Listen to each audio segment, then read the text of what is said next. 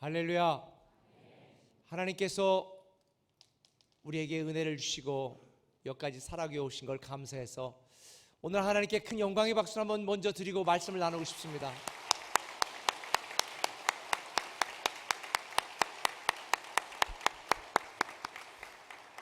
할렐루야.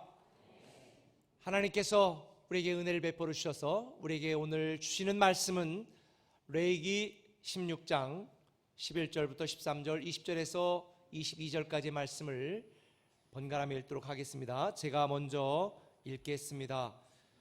아론은 자기를 위한 속죄제의 수송아지를 드리되 자기와 집안을 위하여 속죄하고 자기를 위한 그 속죄제의 수송아지를 잡고 향료를 가져다가 여호와 앞 제단 위에서 비운 풀을 그것에 채우고 또 곱게 간 향기로운 향을 두 손에 채워 가지고 휘장 안에 들어가서 여호와 앞에서 분향하여 향연으로 증거궤 위 속죄소를 가리게 할지니 그리하면 그가 죽지 아니할 것이며 그 지성소와 회막과 제단을 위하여 속죄하기를 마친 후에 살아있는 염소를 들이되 아론은 그의 두 손으로 살아있는 염소의 머리에 안수하여 이스라엘 자손의 모든 불의와 그 범한 모든 죄를 아뢰고 그 죄를 염소의 머리에 두어 미리 정한 사람에게 맡겨 광야로 보낼지니 염소가 그들의 모든 불의를 지고 접근하기 어려운 땅에 이르거든 그는 그 염소를 광야에 놓을지니라.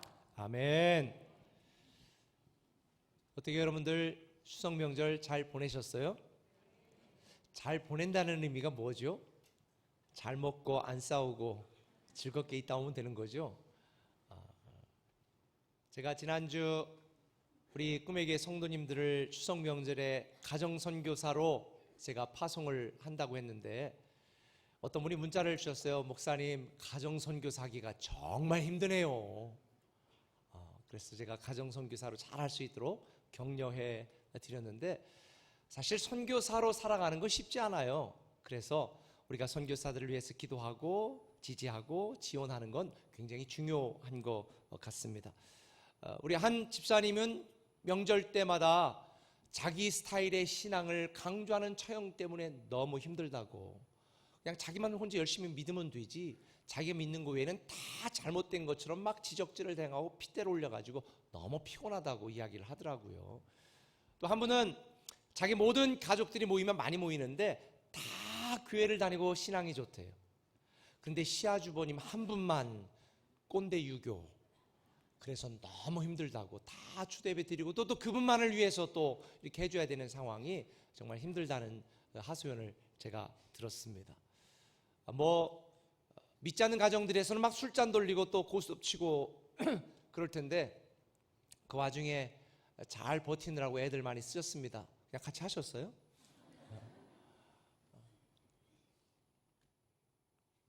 아내들도, 우리 어머니들도, 우리 여자 성도님들도 정말 많이 고생하셨을 것입니다.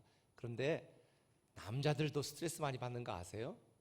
어머니와 아내 사이에서 중립을 지키는 게 보통 힘든 게 아니에요. 신문에 보도된 한 설문조사를 보니까 이래저래 명절 때에 기혼 남녀들 대상으로 한 설문조사인데요, 이래저래 난 스트레스 받아가지고 명절만 되면 엄청 스트레스 받는다 답변한 사람이 88.2%, 오는 길 가는 길 포함해서 명절이 참 고통절인 것처럼 지나가고 있는 그런 아픈 사회 상황이네요. 이번 주 한 신문에 제가 또 이렇게 보니까 명절 되면 늘 싸우나 봐요. 명절 돼서 부모와의 갈등, 또 세대 간의 갈등, 그리고 재산 문제, 상속 문제 이런 걸 가지고 많이 다툼이 있고 심지어 폭력 사태도 있다 그러는데 하루 동안만 해도 작년 12일 하루 동안만 해도 이 폭력 사태가 970건이 접수돼 가지고 평소보다도 41%나 더 증가했다는 보도가 있었고, 근데 서로 싸우고 다투는데 그치는 게 아니라 이 법원 행정처의 통계를 보니까 작년 설 기준으로는 우리가 한국에 하루에 한 200쌍 정도가 이혼을 한다네요. 그런데 설 끝나고는 838쌍, 그리고 작년 추석 끝나고는 1097쌍, 1076쌍이 이혼을 신청했다는 이 통계를 보면서 참 왜 이렇게 가족들끼리 서로 사랑하고 함께 해야 될 이 사람들이 이렇게 서로 갈등하고 다투고 아파하고 힘들어할까? 저는 사실 그동안 목사 아들로 자라면서 나는 목사 아들로 상처가 참 많다 이런 생각을 해왔는데, 이번 명절 때 이런 여러 가지 말씀을 준비하면서 내가 목사 아들로 자란 게 큰 특권이구나 하는 걸 깨달았어요. 왜? 뭐 교회 왜 나가냐고 핍박하는 사람도 없지, 뭐 너 왜 그렇게 목회하냐고 뭐 괴롭히는 사람도 없지, 제사드리자고 주장하는 사람도 없지, 뭐 가진 돈이 없으니까 뭐 재산 뭐 상속 이것 때문에 싸울 일도 없지. 이러니까 야, 이게 목사들로 자란 게 너무 큰 특권이구나. 제가 이거를 이번 추석 명절 때 깨달았네요. 사실 제가 생각할 때 우리가 사람들이 살면서 막 다투거나 갈등이 없을 수는 없지만, 특별히 사랑해야 될 가족들끼리 다툼이나 갈등이 없어지려면 비결은 딱 하나인 것 같아요. 은혜를 알면 돼요. 은혜. 자식은 부모의 은혜를 알면 돼요.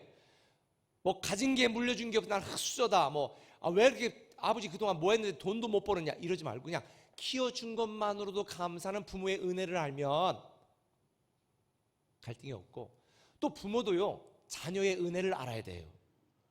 아이고 저 자식 속생이고 뭐 아직 취직도 못했는데, 여러분 어릴 때부터 키우면서 얼마나 많은 기쁨을 줬어요. 자기에게 키우면서 힘든 일도 있었지만 이 기쁨을 준 자녀의 은혜를 알아야 자녀에 대해서 구박하고 열받지 않습니다. 그냥 건강하게 자라주는 것만으로도 자녀의 은혜라고 생각하면 돼요. 부부간에도 마찬가지예요.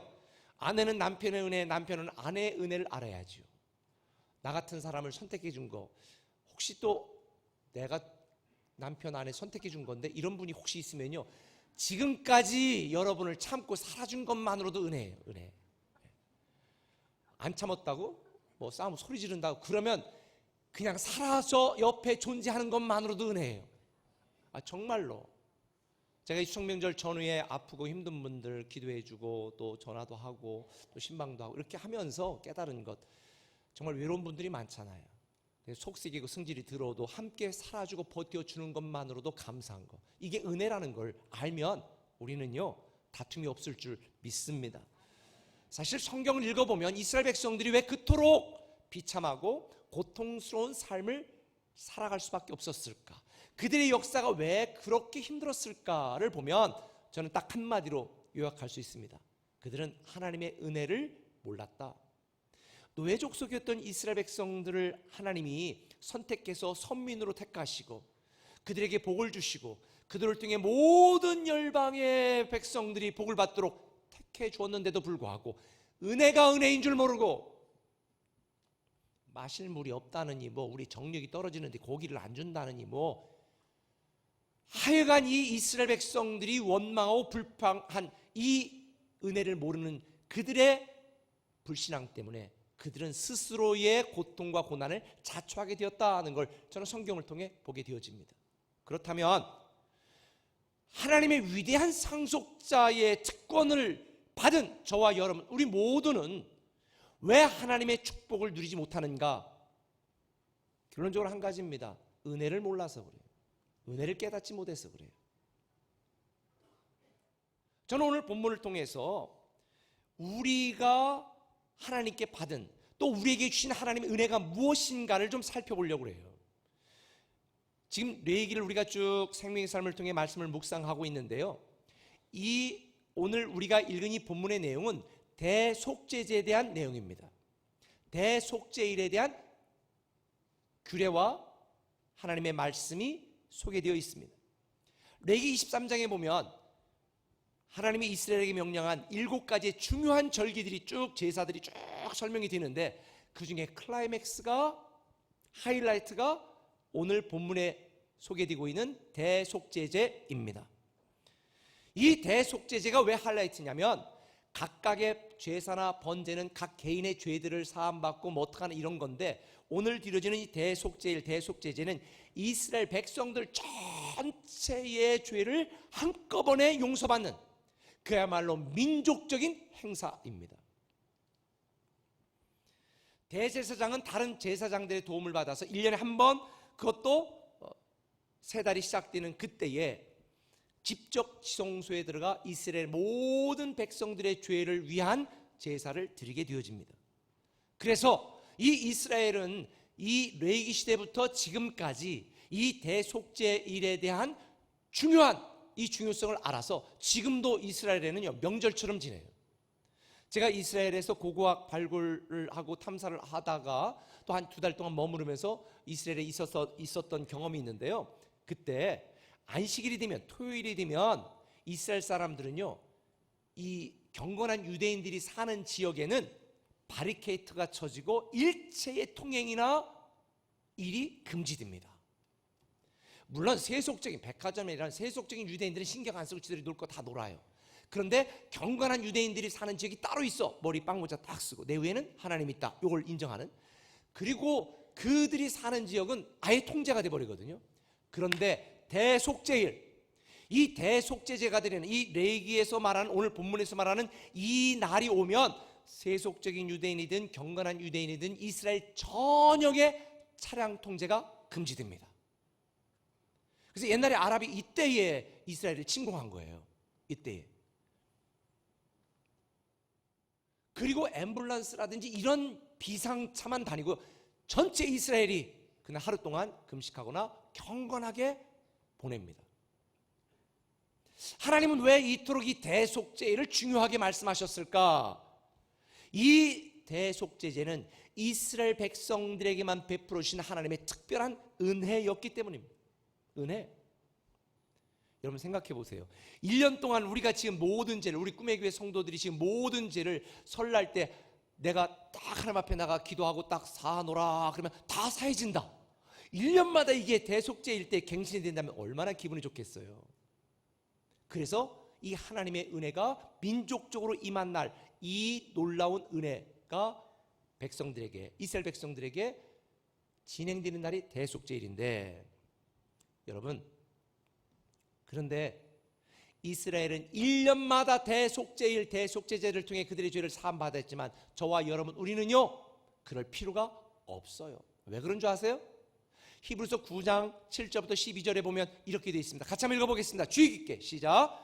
오직 둘째 장막은 대제사장이 홀로 1년에 한 번 들어가되 자기와 백성의 허물을 위하여 드리는 피 없이는 아니하나니, 그리스도께서는 장래 좋은 일에 대제사장으로 오사 염소와 송아지의 피로 하지 아니하고 오직 자기의 피로 영원한 속죄를 이루사 단번에 성소에 들어가셨느니라. 그러니까 여기에 이 히브리서 설명하는 게 뭐예요? 레위기 시대 때는 대제사장이 홀로 1년에 한 번 들어가서 백성의 허물과 죄를 위하여 제사를 드리고 죄삼을 받았는데, 지금은 그리스도께서 대제사장이 되셔서 십자가에 달려 죽으심으로 그의 피로 우리는 대속의 은혜를 입어 누구든지 예수 그리스도가 나의 구원자요 나의 주인이라는 사실을 믿음으로 고백하고 침례받기만 하면 우리는 매년마다 죄를 사함받는 대속제제를 드릴 필요가 없이 위대한 상속자, 하나님의 왕 같은 제사장으로서의 이 특권을 누릴 수 있다. 할렐루야. 단번에 영원히 우리는 속죄함을 받은 것입니다. 누구의 은혜로? 하나님의 은혜로. 여기서 설교 끝나도 되는데요, 그런데 이 레위기를 통한 이 대속죄제를 통해 우리에게 주시는 하나님의 구체적인 은혜가 무엇인가를 우리가 두 가지를 나누고 은혜 받으려고 해요. 그 첫 번째는 이것입니다. 한번 따라합시다. 과거를 덮어주시는 은혜. 과거를 덮어주시는 은혜. 이 과거를 덮어주시는 은혜를 우리에게 하나님이 주셨다는 것입니다. 자, 12, 13절 한번 읽어봅시다. 다시 한번 시작. 향료를 가져다가 여호와 앞 제단 위에서 피운 불을 그것에 채우고 또 곱게 간 향기로운 향을 두 손에 채워가지고 휘장 안에 들어가서 여호와 앞에서 분향하여 향연으로 증거계 위 속죄새를 가리게 할지니 그리하면 그가 죽지 아니할 것이며. 아멘. 제가 잠깐 설명을 하면요, 이 대속제제를 드릴 때에 두 가지 제사가 있었어요. 첫 번째는 백성들의 죄를 대신하여 지성소에 들어가 제사를 드릴 대제사장 자신의 정결을 위한 제사가 있었어요. 그게 지금 이 본문입니다. 그리고 또 다른 하나는 제사장이 정결케 되었으면 그 뒤는 이제 백성들을 위한 제사를 따로 두 번째 드리는데, 먼저 이 오늘 우리가 읽은 12, 13절의 본문은 백성들을 대표해서 대제사장인 아론이 지성소로 들어갈 때 한 손에는 향을 담은 용기를 들고 한 손에는 향로를 들고 갔습니다. 여러분 왜 TV나 영화 같은 거 보면 그리스 종교회나 뭐 이렇게 러시아 정교회 이런 데서 뭐 이런 그 사제들이 옷을 입고 향로를 들고 연기 나는 향로 들고 가잖아요. 그걸 말하는 거예요. 그 향로를 들고 지성소 안에 들어가서 제사를 드리는데, 이 대제사장 자신의 정결을 한 제사를 드릴 때 그 지성소에 향연이 연기가 가득해서 지성소가 가리워졌다 하는 거예요. 아니 헷갈리게 왜 지성소에 이 향연이, 이 연기가 가득해가지고 이 대제사장 아론이 가려지게 만들었을까? 여기에 향연으로 증거궤의 속죄수를 가리게 한다 그랬는데, 향연이라는 히브리어 단어 하나는 구름이라는 의미가 있습니다. 구름하면 뭐가 떠올라요? 이스라엘 백성들이 출애굽해서 광야를 돌 때 우리 뜨거워 죽겠습니다, 말라 타 죽겠습니다 그럴 때 하나님이 위에 뭐를? 구름 기둥을 쫙 베푸셔가지고 이스라엘에게 보호하시고 인도하시는 하나님의 은혜를 베푸셨잖아요. 성경의 구름은 은혜를 상징하거든요. 그런데 이 향연이 속죄소에 가득하여 이 대제사장 아론이 지은 죄를 가려주신 거예요. 여러분 생각해 보세요. 하나님은 거룩하신 분이기 때문에 아론이, 대제사장이 성소에 들어가서 일이라도 죄가 있으면 즉사했습니다. 그래서 이 레위기 시대부터 대제사장이 이 대속제제를 드리기 전에는 일주일 전부터 500여 명의 제사장들의 도움을 받아서 이 절차와 예배와 이 죄와 이것들을 그냥 한 줌의 죄가 없도록 철저하게 리허설하고 일주일 동안 준비를 하거든요.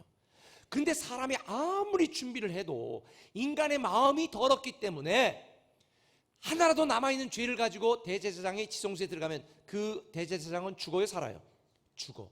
그래서 하나님은 완벽하지 못한 인간, 이 대제사장이 정결하게 되는 것, 불가능하다는 걸 아시기 때문에 향연을 통해서 지성소에 연기가 가득하게 해서 아론을 가려주신 거예요. 아론의 허물, 아론의 죄를 감추어 주신 거예요.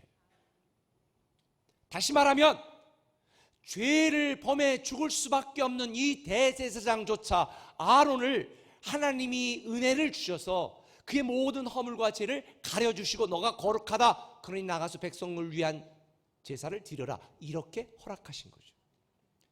그냥 제가 막연한 설명이 아니고요, 시편 32편 1절을 보면 이렇게 말씀하세요. 읽어봅시다. 허물에 사함을 받고 자신의 죄가 가려진 자는 복이 있도다. 시편 기자도 말하는 거예요. 이때를 생각하면서 하나님이 향연으로 우리의 모든 죄를 가려주시고 우리의 허물을 모두 덮어주셨다.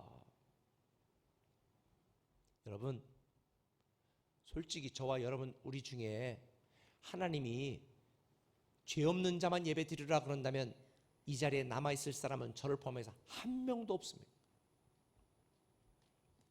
우리 중에 하나님 앞에 나아가 예배하고 제사 드릴 수 있는 정결한 자는 단 한 명도 없습니다. 왜? 로마서 3장 23절에 있는 것처럼 모든 사람은 죄를 범하였고 세상에 의인은 없나니 하나도 없기 때문에. 그래서 죄인은 하나님 앞에 나아갈 수 없는 거예요. 그런데 우리가 하나님 앞에 나올 수 있는 비결이 뭘까요? 하나님 앞에 나와 제사장으로 예배할 수 있는 비결이 뭘까요? 하나님은 우리의 죄와 허물을 다 예수 그리스도의 피로 어떻게 하셨다? 덮어주셨다, 가려주셨다. 하나님의 예수의 피로 우리의 모든 허물과 죄를 가려주셨기 때문에 우리는 하나님 앞에 나와 기도할 수 있고 예배할 수 있고 찬양할 수 있게 된 줄 믿으시면 아멘. 만약 하나님이 어제 나의 죄를 들추시고 과거의 나의 허물을 다 물으신다면 우리 중에 그 아무도 나는 의인입니다, 나는 거룩합니다, 나는 정결합니다라고 자신 있게 말할 사람은 세상에 존재하지 않습니다. 우리는 과거를 덮어주시고 가려주시는 이 하나님의 은혜로 위대한 상속자의 특권과 축복을 누리게 된 것입니다. 그래서 성경은 내 눈에 있는 티나 좀 봐라, 남의 눈에 있는 들보 자꾸 비판하지 말고 우리는 서로를 정죄할 자격이 없어요. 성도들끼리 누가 누구를 정죄합니까? 우리 모두는 하나님이 주신 은혜로 가려주시고 덮어주신 은혜로 주님 앞에 나왔는데, 저도 허물과 문제가 많은 사람이에요. 덮어주셔야 돼요. 만약 목사가 되는데 청문회를 해야 목사가 된다, 저는 목사 안 합니다.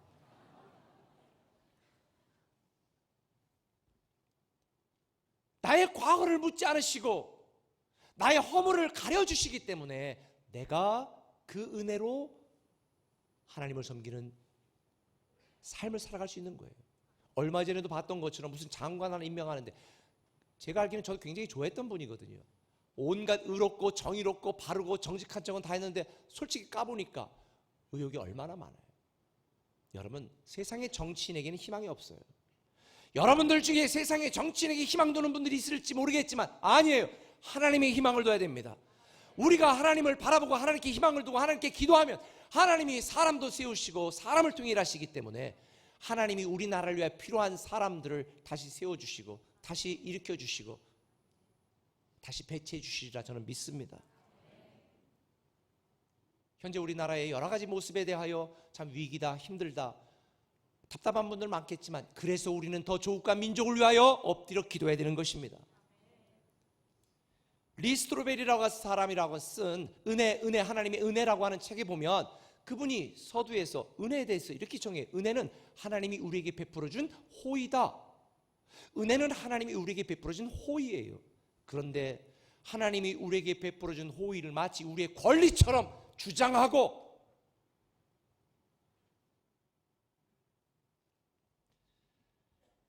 저는 여러분들이 우리의 모든 과거를 덮어주시고 가려주시는 하나님 은혜에 매주 감사하시기 바랍니다. 예배 드릴 수 있는 것만으로도 우리는 감사해야 되는 거예요. 왜? 우리 허물을 뚫어낸다면 우리는 하나님 앞에 나와 예배할 수 없기 때문에 저는 우리 꿈에게 성도들 반이 매주 감사하기를 기대합니다. 범사에 감사하기를 저는 소망합니다.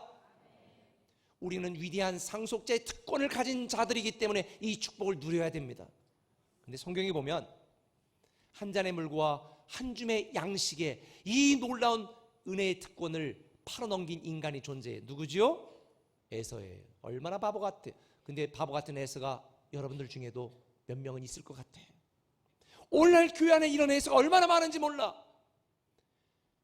이 하나님이 주신 은혜로 살아가야 되는 우리임에도 불구하고 하나님의 은혜를 알지 못하고 한 줌의 물, 한 잔의 물, 한 줌의 양식을 위하여 하나님의 은혜를 바꿔치기 하고 하나님의 은혜를 소홀히 여기는, 조금만 돈 벌 일이 생기면 예배 팽개치고, 조금만 나에게 즐거운 일이 있으면 말씀 읽고 양육하기를 게을리하고, 조금만 육신적으로 즐거운 일이 있으면 기도하기를 완전히 멈춰버리고, 여러분, 하나님은 저와 여러분들에게 무엇을 먹을까 무엇을 마실까 다 아신다고 그러셨잖아요. 그러나 우리는 먼저 그의 나라와 그 의를 구해야 되는 줄 믿습니다. 예배가 먼저가 돼야 됩니다. 말씀 양육이 먼저가 돼야 됩니다. 하나님 앞에 무릎 꿇고 기도하는 것이 먼저가 돼야 됩니다. 우리에게 주신 위대한 상속자의 특권을 절대로 빼앗기거나 놓치지 마시고 우리의 과거를 덮어주시고 가려주시는 이 하나님의 은혜 가운데 놀라운 축복된 삶이 여러분의 현실이 되기를 예수님의 이름으로 축원합니다. 때때로 우리의 결심과 의지가 약하여 무너질 때 있습니다. 그래서 하나님 앞에 나와 내 과거를 덮어주시고 가려주시는 하나님 앞에 기도해야 되는 것입니다. 그런데 하나님이 우리의 과거를 덮어주고 가려주는 것만으로도 이미 우리는 천하를 얻은 것처럼 큰 은혜를 받았는데 하나님은 여기에 머물지 아니하시고 한 걸음 더 나가서 이런 은혜를 주셔요. 한번 따라합시다. 미래를 열어주시는 은혜. 미래를 열어주시는 은혜. 미래를 열어주시는 은혜를 우리에게 주신다는 거예요. 과거를 덮어주고 가려주는 것뿐만 아니라 미래도 열어주셔. 왜냐하면 죽어가고 있던 죽을 운명이었던 우리를 구원해서 다시 살려주셨잖아요. 믿습니까? 별로 감동이 없으시네 여러분들. 제가 언젠가 얘기했잖아요. 어제 죽어간 이들이 그토록 살고 싶어하던 내일이 당신이 헛되이 보낸 오늘입니다. 오늘 우리가 첫 예배 드리는 게 얼마나 감격적이에요? 얼마나 감사해요? 새날을 나에게 기회를 주신 것 자체가 얼마나 감사한지. 오늘 본문 21절 22절 같이 읽어봅시다. 같이 시작. 아론은 그의 두 손으로 살아있는 염소의 머리에 안수하여 이스라엘 자손의 모든 불의와 그 범한 모든 죄를 아뢰고 그 죄를 염소의 머리에 두어 미리 정한 사람에게 맡겨 광야로 보낼지니 염소가 그들의 모든 불의를 지고 접근하기 어려운 땅에 이르거든 그는 그 염소를 광야에 놓을지니라. 좀 전에 제가 설명드린 것처럼 대속죄일에는 대속죄제를 드리는 제사장을 위한 정결 예식을 먼저 드려, 그렇죠? 그런 다음에 백성을 위한 이 제사를 드려야 되는데, 이 제사를 드릴 때 두 가지 특별한 의식이 있었어요. 그건 두 마리의 염소를 통해서 백성들의 죄를 속하는 의식입니다. 두 마리의 염소, 대제사장은 똑같은 두 마리의 염소를 일단 선택을 합니다. 그리고 상자 안에다가 쪽지 두 개를 넣어. 근데 쪽지 하나에는 하나님을 위하여, 그 다음에 쪽지 하나는 아사셀을 위하여 라고 적어요. 그래서 하나님을 위하여 라고 적힌 쪽지에 당첨된 염소는 죽여서 각을 뜨고 제단에 피를 뿌려 백성들을 대신하여 죽게 만듭니다. 이게 첫 번째 의식이에요. 그리고 두 번째는 아사셀의 염소라고 쪽지에 당첨된 염소 위에 대제사장이 탁 두 손을 머리에 얹고, 하나님, 우리 교회 아무개 장로가 이런 죄를 졌습니다. 아무개 집사가 이런 죄를 졌습니다. 우리 공동체가 이런 문제가 있습니다. 이런 죄, 이런 허물이 있습니다라고 백성들의 모든 죄를 안수하여 아사셀의 염소 위에 탁 고백하고 얘기해. 그리고 그 아사셀의 염소를 동쪽의 먼 유대 광야, 황량한 곳, 죽음의 땅, 다시는 놓으면 돌아올 수 없는 그곳에다 놓아 결국은 맹수들에게 잡혀 먹게 만듭니다. 이게 아사셀의 염소입니다. 이 아사셀이라는 단어는 히브리어 에즈와 염소, 아잘, 버림받다는 합성어예요. 다시 말하면 버림받은 염소가 뭐예요? 아사셀의 염소예요. 근데 여러분 이거 아세요? 아사셀의 염소는 구약시대 때 존재했던 그 염소가 아니라 사실은 우리였다는 것. 우리는 지난주 말씀드린 것처럼 하나님이 보호하시고 인도하시고 책임지시는 하나님의 진영 바깥에 버림받아 아무런 보호도 인도하심도 책임지는 사람도 없이 들짐승 맹수에게 잡혀 비참하게 죽음을 맞이할 수밖에 없었던 운명이 바로 저와 우리였습니다. 그리스도 밖에 있었던 우리. 그런데 예수 그리스도께서 저와 여러분을 위하여 십자가 달려 죽으사 여호와를 위한 염소가 되셔서 우리를 위하여 죽으시고, 아사셀의 염소처럼 우리의 모든 죄와 허물을 담당하고 죽음의 땅으로 가 죽임을 맞이하는 것. 그래서 보라, 세상 죄를 지고 가는 어린 양으로다 라고 하는 표현이 바로 여기서 나온 거예요. 주님께서 저와 여러분 우리의 모든 죄를 짊어지시고 아사셀의 염소가 되어 죽음의 땅에서 비참하게 죽게 된 것, 그리고 그 아사셀의 염소 때문에 우리의 모든 죄는 사해지고 그리스도 안에서 우리는 다시 새로운 생명을 얻고 영생을 누리는 새로운 기회를 부여받았으니, 우리가 예수를 믿고 another chance, second chance, new chance, 새로운 인생의 미래를 부여받은 줄 믿으시면 아멘. 그러니 우리가 어찌하여 감사하고 찬양하고 하나님을 경배하고 열심히 충성하며 살아가야 되지 않겠습니까? 저는 이번 추석 때 여러분 잘 쉬셨죠? 저에게 성도들이 그래, 목사님 추석 명절 잘 쉬셨죠? 여러분은 쉬었지만 저는 말씀 준비하느라고 쉴 수가 있어야지. 아무도 없는 텅 빈 교회 나와 말씀을 묵상하면서 참 큰 은혜를 받았습니다. 하나님이 나에게 새로운 기회를 주셨구나. 새로운 미래의 기회를 주셨구나. 하나님이 나에게 주신 새로운 미래의 기회, 내가 어떻게 살아가야 될까? 참 많은 생각을 했습니다. 그냥 이제 나이도 먹을 만큼 먹었으니 은퇴 준비하고 조용히 편안하게 있다가 갈 건가? 아니면 정말 가슴 뛰는 하나님의 사명을 위하여 내가 하나님이 부르신 그 전날까지 최선을 다하여 사명 중심의 삶을 살다가 하나님께 부름받을 것인가? 근데 저는 후자를 택하기로 지난주 결정을 했습니다. 성경에 보면 하나님이 주신 첫 번째 기회를 무산시킨 미련한 인간들이 많습니다. 도망간 요나, 근데 그를 붙들어 놓았을 때 요나는 두 번째 찬스의 사명을 감당했죠. 하나님이 엄청난 능력을 주었던 삼손, 바보 같은 삼손, 그 기회를 놓쳤습니다. 눈알이 뽑히고 쇠살에 묶여서 끝난 것처럼 보였는데 머리털이 자라고 하나님이 그에게 두 번째 찬스를 주셨을 때 삼손은 그의 죽을 때 죽인 블레셋 사람들이 그가 살아있을 때 죽인 블레셋 사람보다 훨씬 많았더라. 이 말씀에 저는 큰 감동받았습니다. 예수 믿기 전에 여러분이 살았던 과는 비교도 할 수 없이 예수 믿고 두 번째 인생의 찬스, 살려주시는 새로운 기회를 주신 하나님 앞에서 우리는 남은 인생을 어떻게 살 것인가?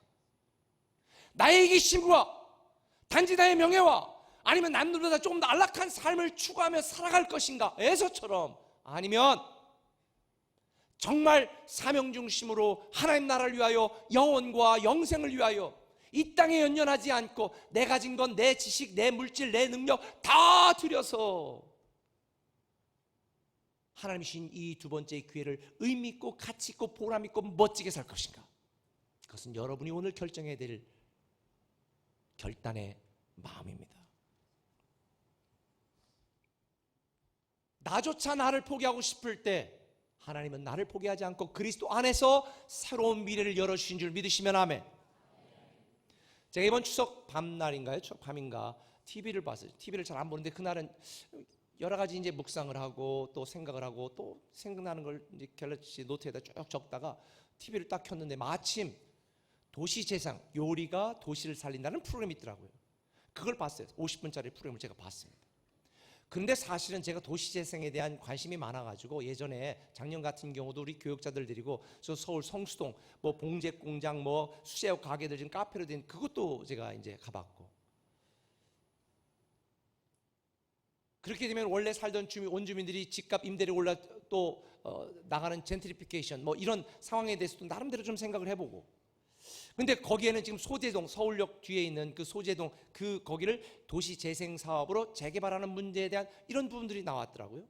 그러면서 독일 철강도시 듀스부르크에 있는 이 철강 회사들이 다 망해가지고 고철더미 옛날 그 흉물스럽게 남아있는 그곳을 철거할까 어떻게 할까 고민하다가 그곳을 푸드마켓으로 밑에 쫙 멋지게 있는 그대로를 살리면서 바꿔가지고 지금 세계적인 명소가 됐는데, 그런 예를 통해서 머리 갈 것도 없어요. 이 공주 의당면 청룡리에 가면요, 제가 거기 잘 알아요.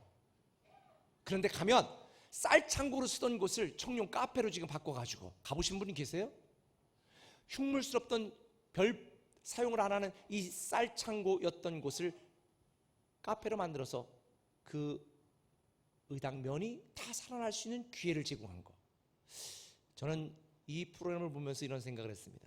하나님은 어쩌면 쓸모없고 폐기물로 처분돼야 될 우리를 구원하셔서 하나님 안에서 다시 새로운 삶을 주시고 재생시키셔서 두 번째 기회를 주었는데, 과연 나는 여전히 흉물스러운 인생으로 남아 살고 있는가, 아니면 다시 그리스도 안에서 재생되어 나뿐만 아니라 내 가족과 내 주변과 내 교회와 이 민족을 위해서 희망의 증거가 되고 축복의 통로로 쓰임받는 인생이 되고 있는가? 나 때문에 누군가가 행복해지고 있는가? 어거스틴의 말처럼 하나님이 은혜를 베푸시는 이유는 우리가 선하기 때문이 아니라 우리가 선을 행하는 능력이 있도록 만들기 위해서 은혜를 주시는 거예요. 제가 읽었던 책 중에서 필립 얀시가 이런 얘기를 했어요. 은혜는 받는 자의 편에서 보면 값없는 것이지만 은혜를 베푸는 사람의 입장에서는 자기의 전부를 다 주는 것이다. 우리는 하나님의 은혜로 세컨 찬스, 뉴 찬스, 새로운 인생의 기회를 부여받았습니다. 그런데 하나님은 우리에게 이 기회를 주기 위해서 십자가에 달려 죽으셨잖아요. 하나님이 사람이 되셨고 우리에게 전부를 줬잖아요. 자녀들은 부모가 자기를 위해서 희생하는 게 별거 아니고 그냥 주어진 은혜지만, 부모님은 자녀를 위해서 얼마나 최선, 자기 인생 전부를 줬잖아요. 주님도 마찬가지예요. 정말 쓸모없는 우리 폐기물 같은 우리를 위하여 자기 자신을 주시고 값비싼 대가를 치르셨습니다. 이 놀라운 은혜가 은혜 되도록 만드는 건 저와 여러분의 책임입니다. 하나님이 우리에게 주신 은혜, 우리가 하나님께 받은 은혜, 과거의 모든 죄의 허물을 다 덮어주시고 가려주시고, 그리고 우리에게 새로운 미래, 새로운 내일을 열어주셨으니 저는 저와 여러분들이 정말 멋진 하나님의 위대한 상속자로서의 삶을, 이 특권을, 이 축복을 누리며 살아가기를 예수님의 이름으로 축원합니다. 기도하겠습니다.